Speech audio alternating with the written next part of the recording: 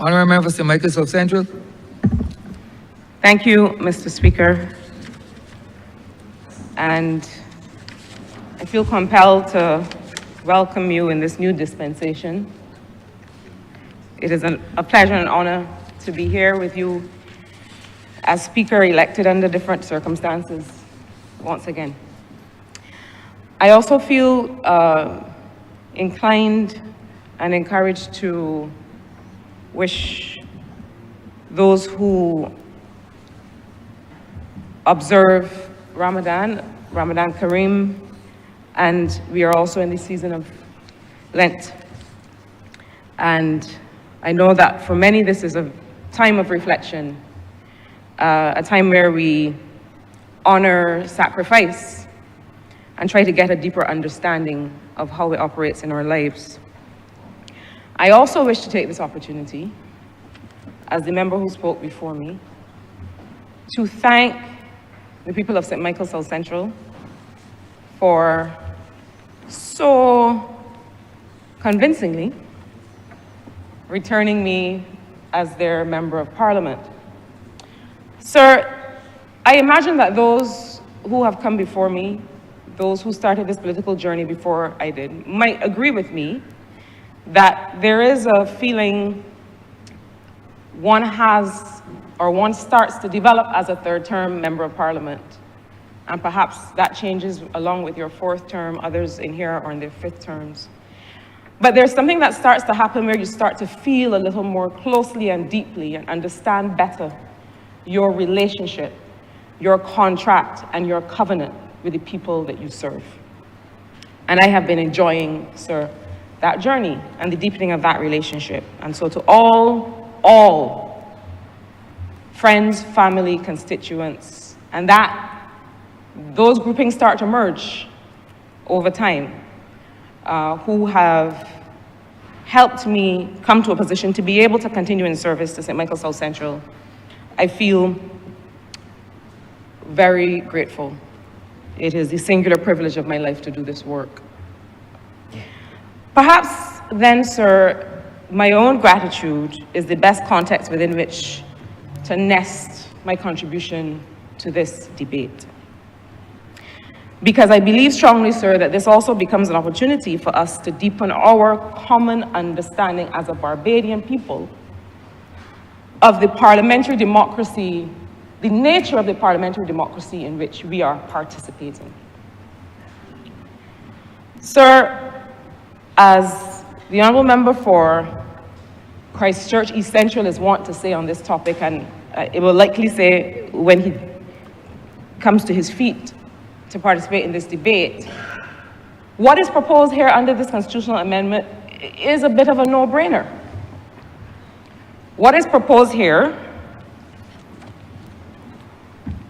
and I was just minded to do something that the former member for Christchurch South used to do, which is to begin at the objects and reasons. It gave me a bit of a flashback.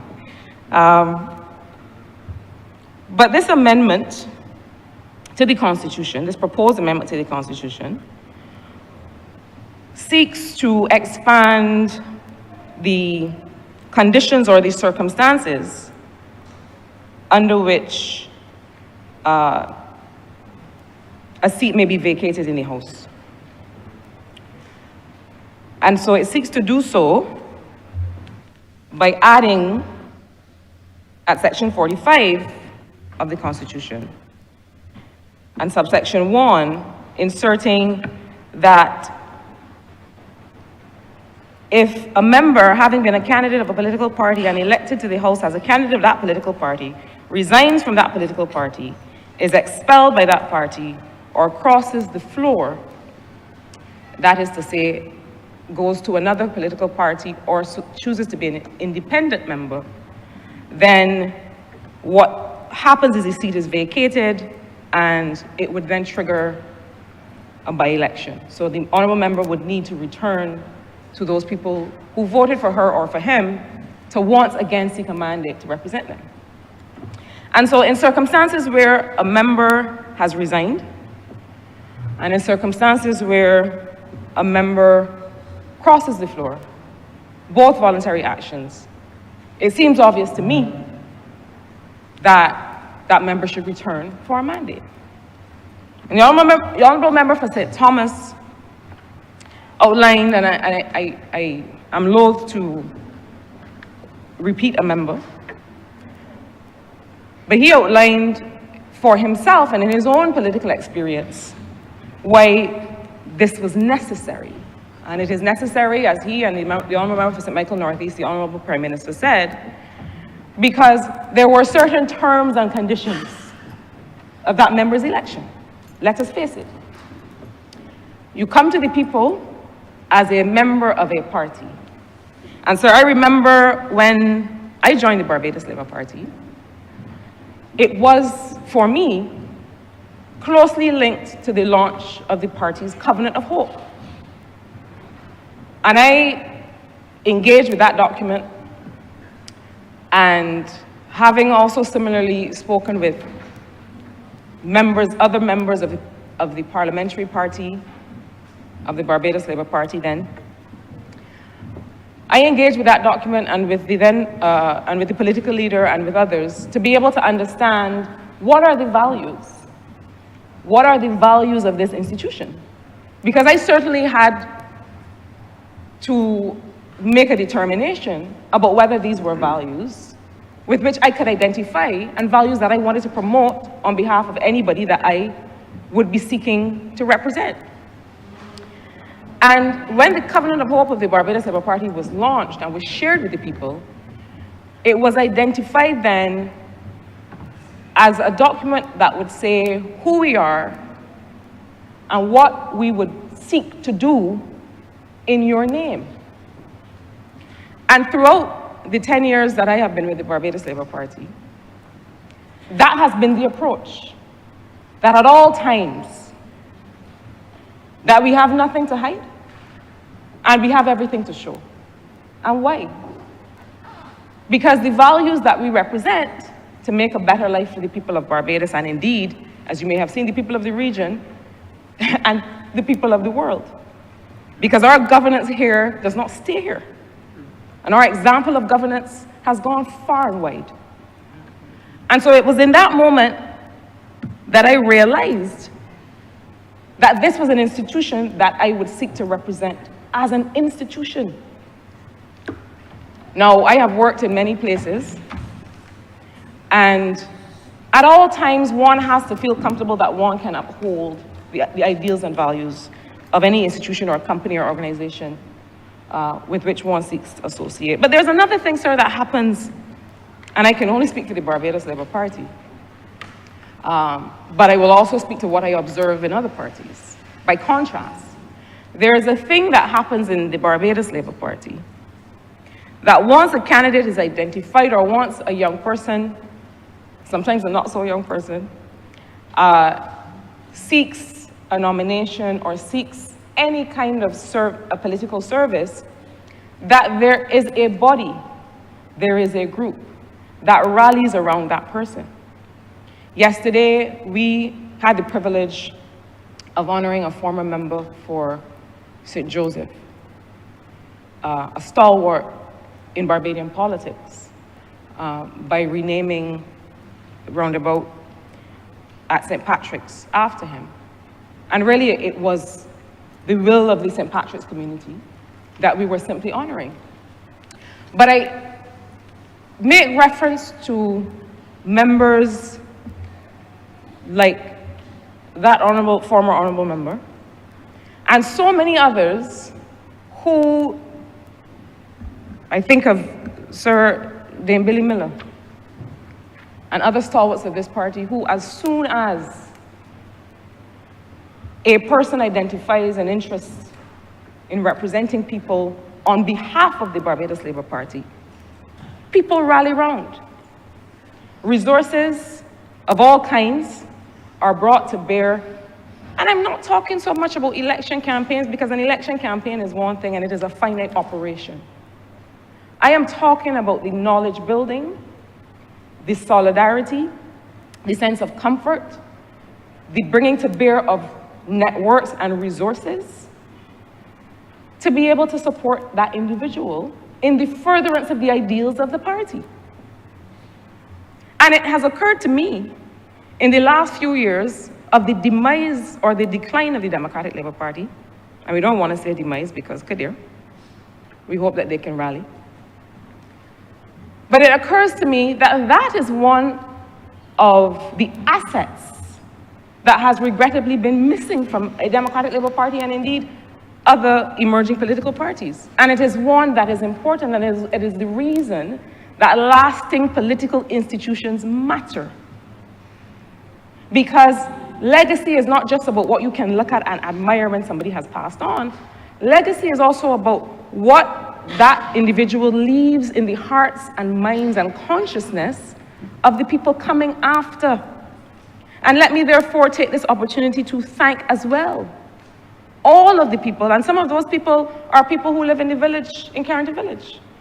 Members of the Barbados Labour Party who may not have served in elected politics, but are part of a body of people who have poured in to those of us who had at that time newly come to political service.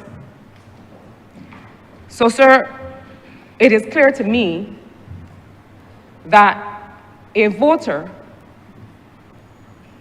on election day, but also a constituent during the life of a political term, considers that they have voted for, they are voting for, or they are entering a contract with the member of parliament as a member of that party.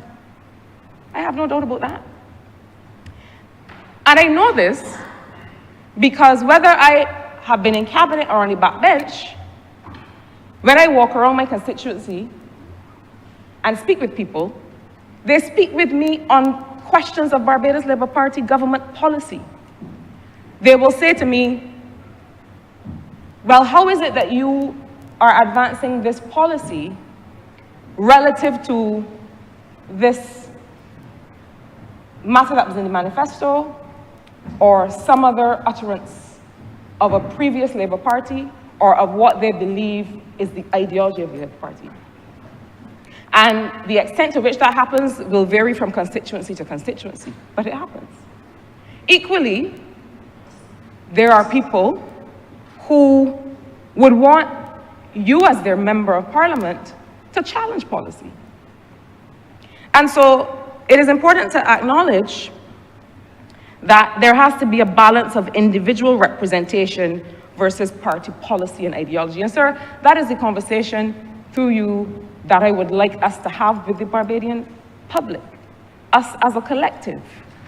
Because I think that this amendment, which I wholeheartedly support, gives us an opportunity to help talk through, as does the parliamentary reform process, as does the constitutional reform process, gives us the opportunity to talk through what it is that we are entering into when we enter into a contract with our representative. It is a contract.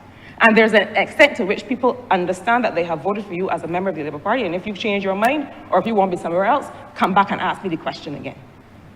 There's the extent to which that is true. And there's also the extent to which people expect that you represent their interests as you have come to know them from your work in the constituency, and that balance must be honored. There can be no doubt that candidates and MPs need political parties, but political parties also need candidates and MPs. And I say this because I am conscious, and in fact sometimes have a certain consternation about the continuity of political service. Increasingly, it is clear to me and to others that, and as when we were honoring Sir Richard yesterday, that there is a sacrifice that is made. And that, again, there is a balance to be struck to the extent that we want to continue to encourage people to offer themselves for political service. Candidates and MPs need political parties. Political parties also need to create an environment where we are able to keep attracting. And it is not the party itself, it is the political system. The political system, that's why when we talk about parliamentary reform, it is not about any terms and conditions for the people in here now. It is about how do we create the environment that will continue to attract the quality of individual who will continue to put voters and put constituents first. And that is a real concern. We see that concern with the passage of the integrity legislation that commentators would suggest that has not been passed because we as a Barbados Labour Party government don't want to pass it. That could not be further from the truth. The fact is that there is a sensitivity among those who serve about the sacrifice that they are making and whether they want to make certain information public record because service is sacrifice. And so as we have this conversation, I think these are things that we now have an opportunity to throw some light on. Sir, it seems to me, therefore, that when a member resigns and when a member crosses the floor, it destabilizes democracy to such an extent that voters, constituents, the public starts to feel a bit unsure of the basis for democracy. I happen to feel that if a member, as happened in 2018 and in 2024, chooses to cross the floor to sit as leader of the opposition, that they, just as they have no mandate from the people who voted for them, from that constituency, they similarly have no mandate as leader of the opposition. So for example, in 2018, when that individual crossed the floor, to not align with an established political party, but to create a new one, whose ideology could be anything, on what authority now are you forming an opposition? Because if you had campaigned or canvassed or spoken to people as whatever party you have now formed, then voters would know what you stand for. But when you cross and become opposition leader, it is anybody's guess the set of principles or ideas that you are seeking to advance in the name of the people that put you there. And so I know that this is it is a provision that exists. If it didn't exist, the member couldn't have done it.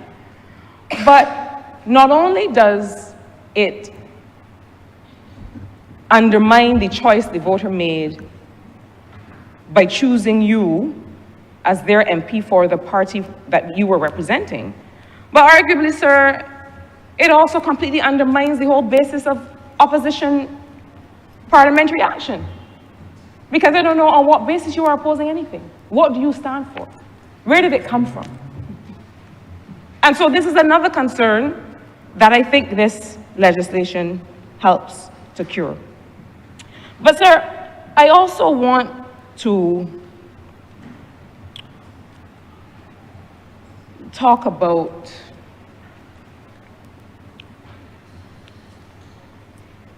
the notion of regulating political activity within political parties.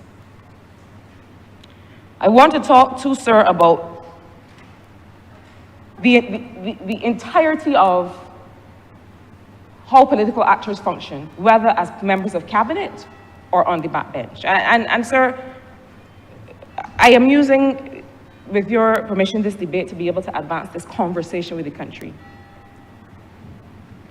Sir, I'm not sure whether Barbadians remember at all times the principle of collective responsibility of this front bench of this parliament. The principle of collective responsibility of the cabinet.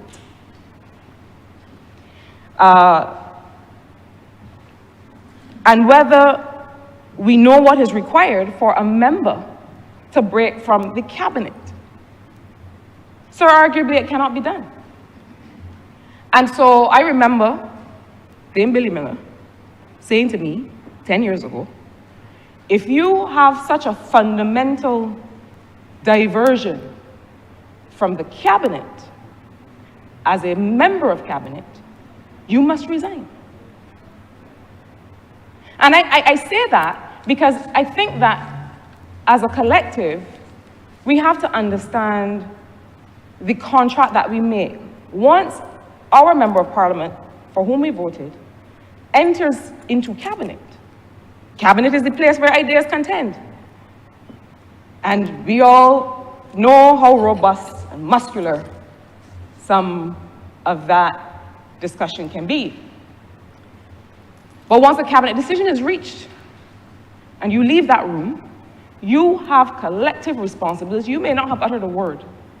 You have collective responsibility for the decisions in that room. And so there is a difference, I think, between that relationship, the relationship that you have with your MP, who then becomes a member of parliament. And I say this because I think it is important for us all to interact with the policies of a government as against the ideology of that party, to be able to make sure that we can, and we would on all occasions, continue to support this member and this government. That is the only way that a healthy democracy functions. A member who is not in the cabinet, who sits on the backbench, equally, and I want to address two things in this moment, sir. One, and it came up yesterday in the renaming ceremony for Sir Richard, the notion that a member of parliament who sits on the backbench, who is not in the cabinet, cannot deliver for their constituents or cannot deliver at a national level is rubbish. Because this notion that having a ministry means that you bring the resources of that ministry always to bear is not always possible. And we know that from the different portfolios that members have. I mean, I'm just seeking to speak plainly through you to have this conversation with the people of Barbados. And so in every occasion, in all circumstances, every member has to negotiate for representation for their constituency. Backbench, frontbench, all.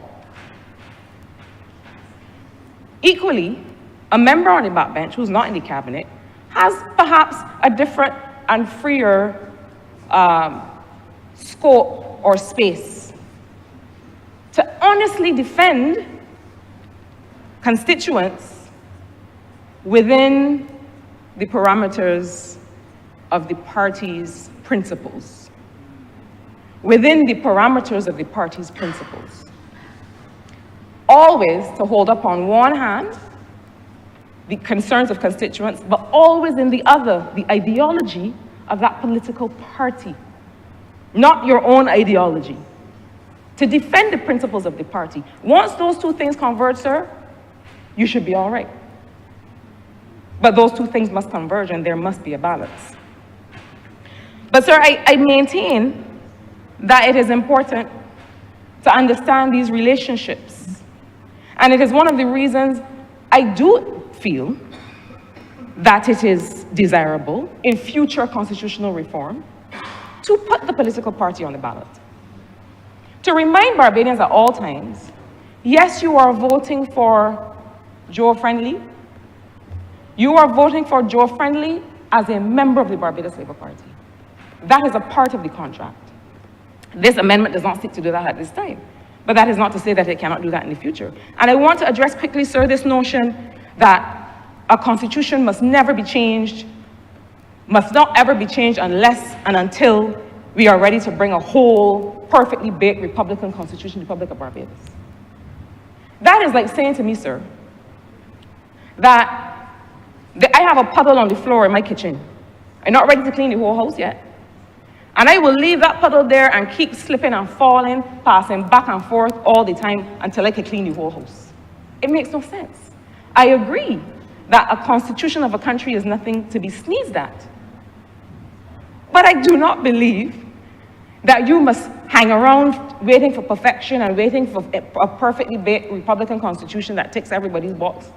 And in the meantime, leave yourself exposed to all kinds of motivations for political action and political mischief. I do not believe that. And I think that those who are trying to present that to the public are guilty of not being people of practical affairs. This is not an academic exercise. We are not looking to pass an exam. We're not looking to write a perfect constitution first and then present it. We are looking to protect the interests of voters and people in Barbados. And if it requires that a constitutional amendment is required at the time it is required, then it is required. As we continue to do the work of constitutional review and reform. But I do think that destabilization is an issue that we need to address. I remember, especially in the second term of a former Democratic Labour Party government, it seemed like it was every man for himself, and sir, that was on the front bench. That wasn't even on the back bench. And the Honourable Prime Minister, I have it here in my notes, that I didn't know she was going to say it, but she made reference to it. The member for St. Philip West was at the time trying to show that he was more economist than the Minister of Finance at the time, which arguably he might have been. But the point is that it caused great policy destabilization and uncertainty. And these are the kinds of things that cause people to start to lose faith in their government and in their political systems.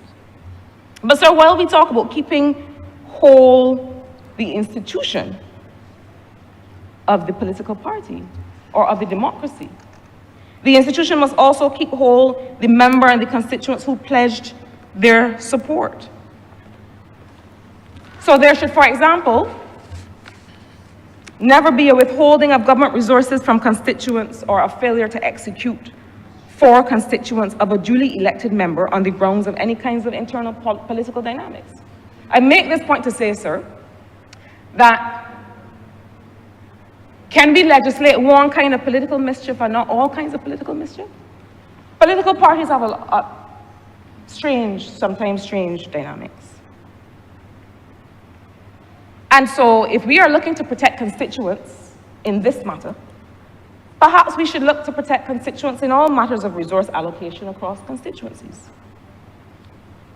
Perhaps we should be looking for ways to avoid circumstances in which any resources of the government, as stewarded by any other member, are withheld or not judiciously used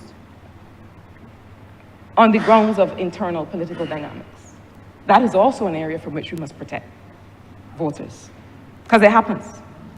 And perhaps there are cures for this, afforded by systems in the executive branch, systems in the government, in the cabinet, that monitor indicators of equity and inclusion, not just according to gender or age or ethnicity or socioeconomic status, as we currently do, but also monitor indicators of inclusion according to geographical provenance, where people live.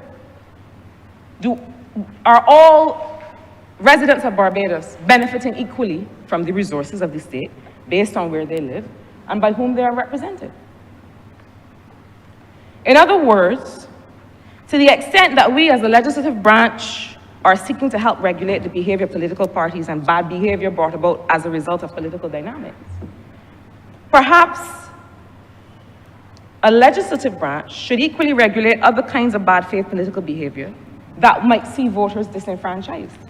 I have heard many stories of duly elected members whose constituencies, whose voters, whose Barbadian people that they represent were not able to benefit from state resources for all kinds of reasons. If we are going to talk political mischief and internal political dynamics that may disenfranchise constituents or voters or any Barbadian, let's talk about them all. And so the question then becomes, how far can we legislate this notion of party cohesion or party unity? Or this idea of a unified party system or democracy? I put these things on the table, sir, because I think that it is time for the conversation. And while this legislation is important, because no one wants to wake up the next morning and realize that the party that they voted for, the person that they voted for, against the support of that party, you feel as if the rug has been pulled out from under you. You did not vote for that. And so I support that. But sir, I think that the matter of expulsion is one that may give some people pause. And I support the utterings of the Honourable Member for St. Michael North East, the Honourable Prime Minister, who was at pains to explain how the principles of natural justice must be brought to bear. And I agree. I think not just with political institutions, but with every institution, one may find oneself at a disadvantage that requires adjudication. That happens with all things. But sir, I also believe that political parties, like many institutions, are institutions of unequal power. And it is the reason I like to refer not to this notion of a political class. I do not like that expression. I consider that I am part, sir, of a political service, just like public officers are part of a public service. Because if truly there is a political class in our small island politics in the Caribbean, a political elite who in the original definition of the term live off politics and do not live for people. That's what political class is. I completely dissociate myself from the expression. But if indeed there has been a political class in our post-colonial political systems in the Caribbean, I am not part of it. I would never be part of it. I'm a child of working class people. And indeed, this Barbados Labour Party, for all of the absurd rhetoric about how this is not the party of poor people, and sir, you know, permit me another pause. I do not know how a party that is not a party of poor people would increase and expand welfare benefits and pension benefits, even as we speak and as we get ready for a budget that is to come. Further expand those benefits. Come up with a trust loan program to create an entrepreneurial class and further expand that program and other similar programs. Or how a party that's not the party of poor people would continue to expand the transfer of title under the Tenantries Freehold Purchase Act. I think we have to be careful of rhetoric that does not match what we see with our own eyes. So certainly, sir, this Barbados Labour Party has made it our business to find and engage people like me. Your honourable member has 2 more minutes. Not just, thank you, sir, because of the humble circumstances of our birth. That's not enough to qualify you for political service. But because those circumstances, alongside our skills and experience, bring a texture, sir, and a rigor to policy making and representation that arguably is missing when the only people that you include are those with land and title. But sir, for all kinds of reasons, we do not come with equal resources or equal networks to political service. We don't. And so it means, given that balance of power that does exist within political parties, that may create a temptation for future leadership or any leadership to abuse it.